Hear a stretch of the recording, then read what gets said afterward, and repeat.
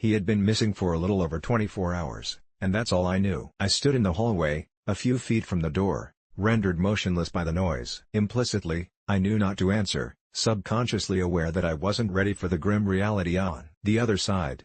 The concept of Eli being hurt or in trouble was something I could grasp, but him being dead? That felt impossible. Fantastical, like witchcraft or Bigfoot. The old died and the young lived, that was the natural order. Bending those rules was something an adult could do to make a campfire story extra scary, but nothing more. And yet, I couldn't answer the knocking. All I could do was stare at the dark oak of the door and bite my lip as Antonio and my mother hurried by me. My great-grandfather unlatched the lock and pulled it open. Sounds of anger, sorrow, and disbelief, the holy trinity of despair. Wails that wavered my faith in God. Mom guided me upstairs while Antonio went to go speak with them in our kitchen. They were pleading with him, but I couldn't comprehend what they were pleading for. It's important to mention that Antonio's involuntary connection with the afterlife was a poorly kept secret in my hometown. I don't know how that came to be. It wasn't talked about in polite conversation. Despite that, everyone knew the deal. As long as you were insistent enough, my great-grandfather would agree to commune with the dead on your behalf, send and receive simple messages through the veil, not entirely unlike his trained pigeons. He didn't enjoy doing it, but I think he felt a certain obligation to provide the service on account of his resurrection. He must have sent back for a reason, right? Even at 12, I sort of understood what he could do.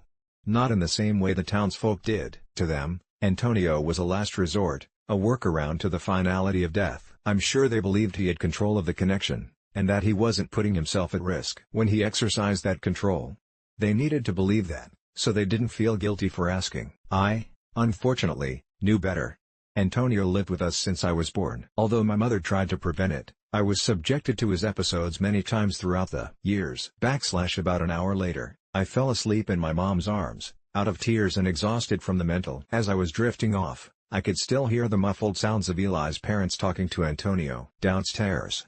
The walls were thin, but not thin enough for me to hear their words. When I woke up the following morning, two things had changed. First, Antonio's extensive collection of birdhouses had moved. Under normal circumstances, his current favorite would be hung from the largest blue spruce in our backyard, with the remaining 20 stored in the garage, where our car used to be before we sold it. Now, they were all in the backyard. In the dead of night, Antonio had erected a sprawling aerial metropolis. Boxes with varying colorations, entrance holes, and rooftops hung at different elevations among the trees, roughly in the shape of a circle a few yards from the kitchen window. Despite that, I didn't see an uptick in the number of birds flying about our backyard. Quite the opposite. Honestly, I can't recall ever seeing a bird in our backyard again after that. Whatever was transpiring in that enclosed space